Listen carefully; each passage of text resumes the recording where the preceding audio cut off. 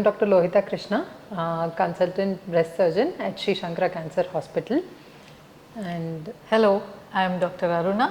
I represent the Research and Molecular Diagnostics Division of Sri Shankara Cancer Hospital. So, October being Breast Cancer Awareness Month, we are here today to discuss regarding genetic testing in breast cancer patients.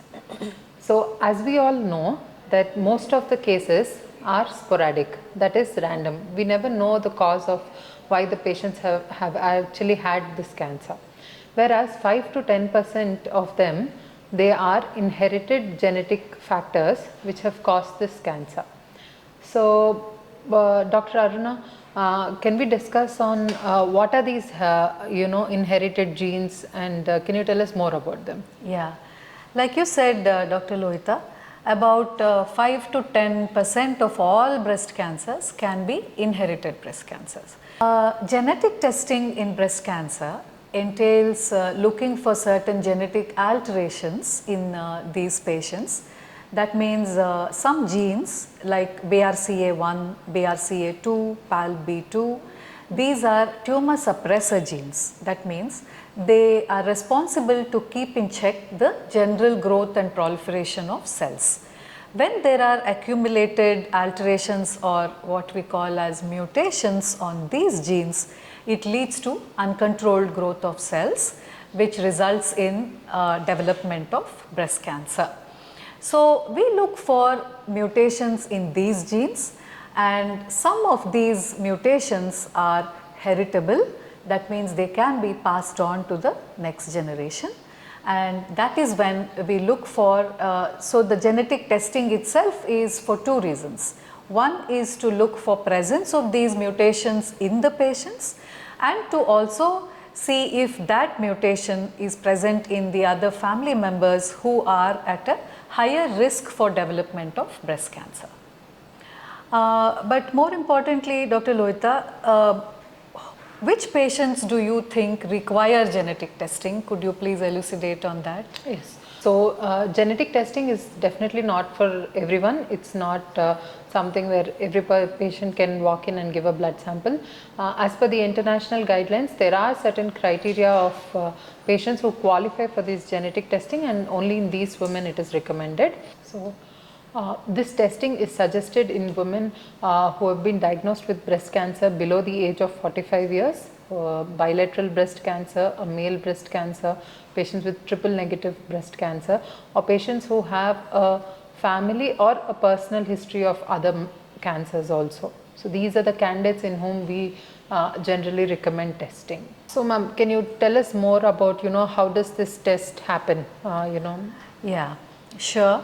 Most of the times it is a blood draw, because we are looking at what we call as germline mutation. That means every single cell in your body carries this alteration. So, we do a blood draw. In rare cases where we are unable to take a blood sample from a patient, we may also take a oral swab. So, a saliva swab should work. We take these cells from these samples, we extract DNA, we subject it to a test called next gen sequencing, where we are looking at a very great depth for the presence of these mutations. That means the test is highly sensitive, and even if about 5% of all the cells carry an alteration, we are able to detect it.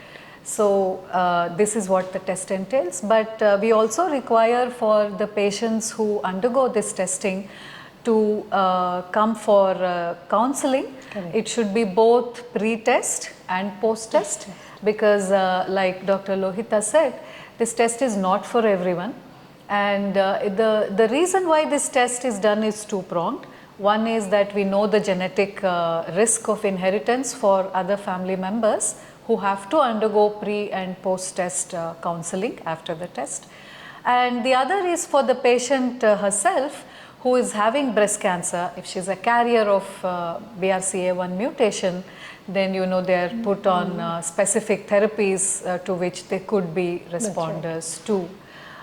So, when patients who undergo this test come to you, what kind of therapy options are available for these patients or for their families? Correct. A patient who has been diagnosed with having this mutation, the screening in them starts at a much younger age.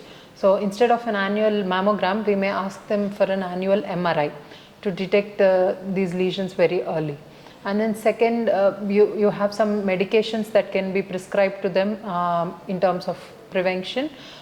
Sometimes surgical procedure is also an option which is suggested to them, that is surgically removing of their breast even before the breast tissue has developed cancer.